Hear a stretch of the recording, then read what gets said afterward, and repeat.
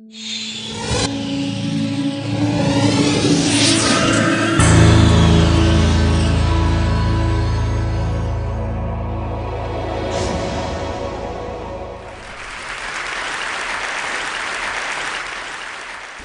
do you explain when things don't go as we assume? Or better, how do you explain when others are able to achieve things that seem to defy all of the assumptions? For example, why is Apple so innovative? Year after year after year after year, they're more innovative than all their competition. And yet, they're just a computer company. They're just like everyone else. They have the same access to the same talent, the same agencies, the same consultants, the same media. Then why is it that they seem to have something different? Why is it that Martin Luther King led the civil rights movement? He wasn't the only man who suffered in a pre-civil rights America, and he certainly wasn't the only great orator of the day. Why him? And why is it that the Wright brothers were able to figure out controlled powered manned flight when there were certainly other teams who were better qualified, better funded, and they didn't achieve powered manned flight, and the Wright brothers beat them to it? There's something else at play here. About 3.5 years ago, I made a discovery, and this discovery profoundly changed my view on how I thought the world worked, and it even profoundly changed the way in which I operate in it. As it turns out, there's a pattern. As it turns out, all the great and inspiring leaders and organizations in the world, whether it's Apple or Martin Luther King or the Wright brothers, they all think, act, and communicate the exact same way, and it's the complete opposite to everyone else. All I did was codify it. And it's probably the world's simplest idea. I call it the Golden Circle.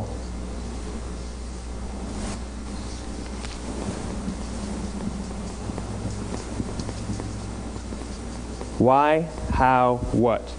This little idea explains why some organizations and some leaders are able to inspire where others aren't. Let me define the terms really quickly. Every single person, every single organization on the planet knows what they do, 100%. Some know how they do it, whether you call it your differentiating value proposition or your proprietary process or your USP. But very, very few people or organizations know why they do what they do. And by why, I don't mean to make a profit. That's a result. It's always a result. By why, I mean what's your purpose? What's your cause? What's your belief? Why does your organization exist? Why do you get out of bed in the morning? And why should anyone care? Well, as a result, the way we think, the way we act, the way we communicate is from the outside in. It's obvious. We go from the clearest thing to the fuzziest thing. But the inspired leaders and the inspired organizations, regardless of their size, regardless of their industry, all think, act, and communicate from the inside out. Let me give you an example. I use Apple because they're easy to understand and everybody gets it. If Apple were like everyone else, a marketing message from them might sound like this. We make great computers. They're beautifully designed, simple to use, and user-friendly. Want to buy one? Meh. And that's how most of us communicate. That's how most marketing is done, that's how most sales is done, and that's how most of us communicate interpersonally. We say what we do, we say how we're different or how we're better, and we expect some sort of behavior, a purchase, a vote, something like that. Here's our new law firm. We have the best lawyers with the biggest clients. We have, we always perform for our clients, do business with us. Here's our new car. It gets great gas mileage. It has, leather seats. Buy our car. But it's uninspiring. Here's how Apple actually communicates. Everything we do, we believe in challenging the status quo. We believe in thinking differently. The way we challenge the status quo is by making our products beautifully designed, simple to use, and user-friendly. We just happen to make great computers. Want to buy one? Totally different, right? You're ready to buy a computer from me. All I did was reverse the order of the information. What it proves to us is that people don't buy what you do, people buy why you do it. People don't buy what you do, they buy why you do it. This explains why every single person in this room is perfectly comfortable buying a computer from Apple. But we're also perfectly comfortable buying an MP3 player from Apple, or a phone from Apple, or a DVR from Apple. But as I said before, Apple's just a computer company. There's nothing that distinguishes them structurally from any of their competitors. Their competitors are all equally qualified to make all of these products. In fact, they tried. A few years ago, Gateway came out with flat screen TVs. They're eminently qualified to make flat screen TVs. They've been making flat screen monitors for years. Nobody bought one. And Dell came out with MP3 players and PDAs. And they make great quality products, and they can make perfectly well-designed products, and nobody bought one. In fact, talking about it now, we can't even imagine buying an MP3 player from Dell. Why would you buy an MP3 player from a computer company? But we do it every day. People don't buy what you do, they buy why you do it. The goal is not to do business with everybody who needs what you have. The goal is to do business with people who believe what you believe. Here's the best part. None of what I'm telling you is my opinion. It's all grounded in the tenets of biology, not psychology, biology. If you look at a cross-section of the human brain, looking from the top down, what you see is the human brain is actually broken into three major components that correlate perfectly with the golden circle. Our newest brain, our Homo sapien brain, our neocortex, corresponds with the what level. The neocortex is responsible for all of our rational and analytical thought and language. The middle two sections make up our limbic brains, and our limbic brains are responsible for all of our feelings, like trust and loyalty. It's also responsible for all human behavior, all decision-making, and it has no capacity for language. In other words, when we communicate from the outside in, yes, people can understand vast amounts of complicated information like features and benefits and facts and figures. It just doesn't drive behavior. When we communicate from the inside out, we're talking directly to the part of the brain that controls behavior, and then we allow people to rationalize it with the tangible things we say and do. This is where gut decisions come from. You know, sometimes you can give somebody all the facts and your figures, and they say, I know what all the facts and details say, but it just doesn't feel right. Why would we use that verb? It doesn't feel right. Because the part of the brain that controls decision-making doesn't control language. And the best we can muster up is, I don't know, it just doesn't feel right. Or sometimes you say you're leading with your heart or you're leading with your soul. Well, I hate to break it to you, those aren't other body parts controlling your behavior. It's all happening here in your limbic brain, the part of the brain that controls decision-making and not language. But if you don't know why you do what you do, and people respond to why you do what you do, then how will you ever get people to vote for you or buy something from you, or more importantly, be loyal and want to be a part of what it is that you do? Again, the goal is not just to sell people who need what you have. The goal is to sell to people who believe what you believe. The goal is not just to hire people who need a job. It's to hire people who believe what you believe. I always say that, you know, there's, if you hire people just because they can do a job, they'll work for your money. But if you hire people who believe what you believe, they work for you with blood and sweat and tears. And nowhere else is there a better example of this than with the Wright brothers. Most people don't know about Samuel Pierpont Langley. And back in the early 20th century, the pursuit of powered man flight was like the .com of the day. Everybody was trying it. And Samuel Pierpont Langley had what we assume to be the recipe for success. I mean, even now, you ask people, why did your product or why did your company fail? And people always give you the same permutation of the same three things. Undercapitalized, the wrong people, bad market conditions. It's always the same three things. So let's explore that. Samuel Pierpont Langley was given $50,000 by the War Department to figure out this flying machine. Money was no problem. He held a seat at Harvard and worked at the Smithsonian and was extremely well connected. He knew all the big minds of the day. He hired the best minds money could find, and the market conditions were fantastic. The New York Times followed him around everywhere, and everyone was rooting for Langley. And how come we've never heard of Samuel Pierpont Langley? A few hundred miles away in Dayton, Ohio, Orville and Wilbur Wright. They had none of what we consider to be the recipe for success. They had no money. They paid for their dream with the proceeds from their bicycle shop. Not a single person on the Wright brothers' team had a college education, not even Orville or Wilbur. And the New York Times followed them around nowhere. The difference was Orville and Wilbur were driven by a cause, by a purpose, by a belief. They believed that if they could figure out this flying machine, it'll change the course of the world. Samuel Pierpont Langley was different. He wanted to be rich and he wanted to be famous. He was in pursuit of the result. He was in pursuit of the riches.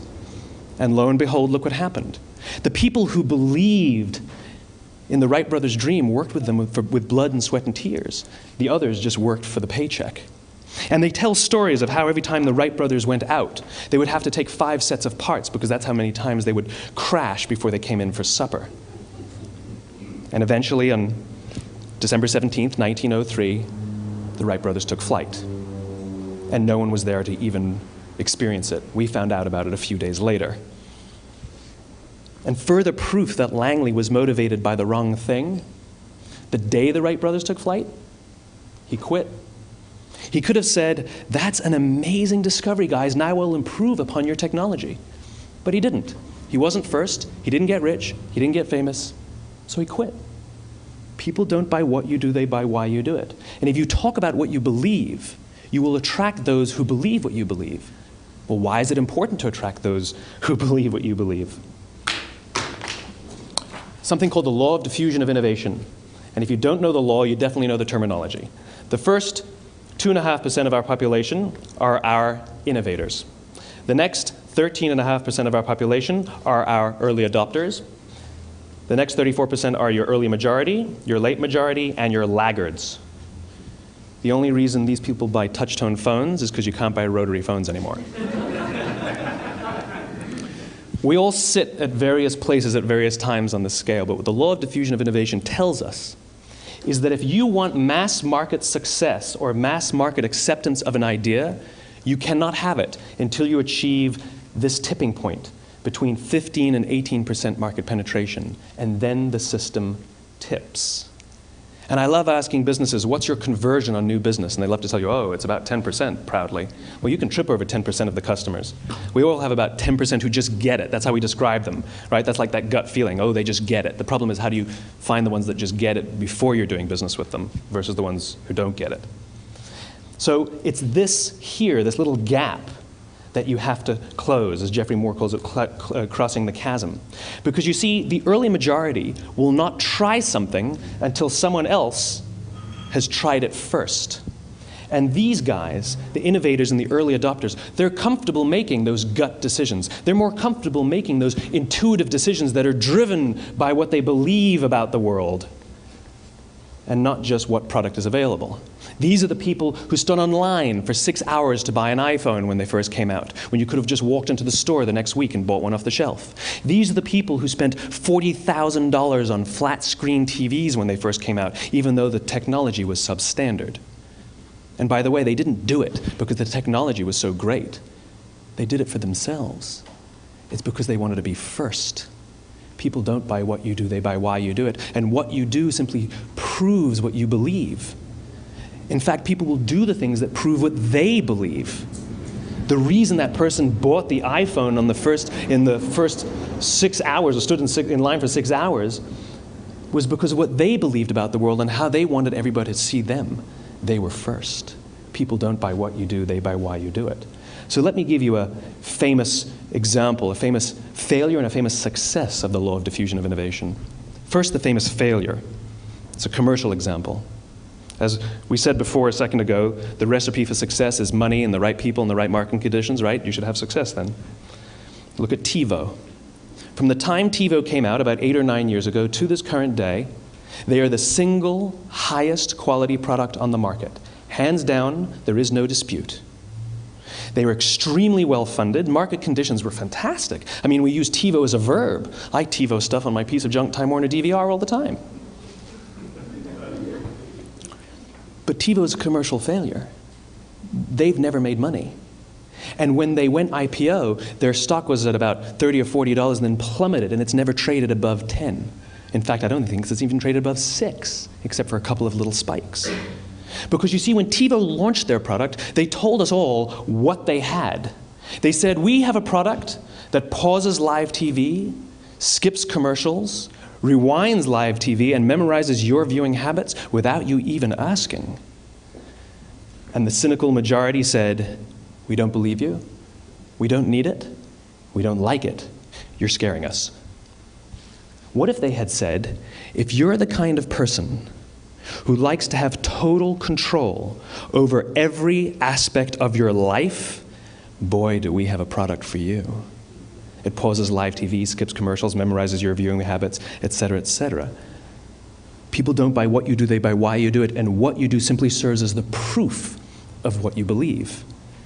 Now let me give you a successful example of the law of diffusion of innovation. In the summer of 1963, 250,000 people showed up on the Mall in Washington to hear Dr. King speak. They sent out no invitations, and there was no website to check the date. How do you do that?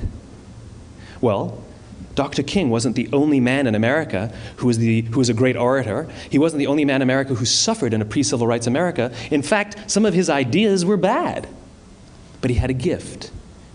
He didn't go around telling people what needed to change in America. He went around and told people what he believed. I believe, I believe, I believe, he told people. And people who believed what he believed took his cause and they made it their own, and they told people. And some of those people created structures to get the word out to even more people. And lo and behold, 250,000 people showed up on the right day, on the right time to hear him speak. How many of them showed up for him? 0. They showed up for themselves. It's what they believed about America that got them to travel on a bus for 8 hours to stand in the sun in Washington in the middle of August. It's what they believed, and it wasn't about black versus white. 25% of the audience was white. Dr. King believed that there were 2 types of laws in this world, those that are made by a higher authority and those that are made by man. And not until all the laws that are made by man are consistent with the laws that are made by the higher authority will we live in a just world. It just so happens that the civil rights movement was the perfect thing to help him bring his cause to life. We followed him not for him, but for ourselves. And by the way, he gave the I have a dream speech, not the I have a plan speech. Listen to politicians now with their comprehensive 12-point plans. They're not inspiring anybody. Because there are leaders and there are those who lead. Leaders hold a position of power or authority, but those who lead inspire us. Whether they're individuals or organizations, we follow those who lead, not because we have to, but because we want to. We follow those who lead, not for them, but for ourselves. And it's those who start with why that have the ability to inspire those around them or find others who inspire them. Thank you very much.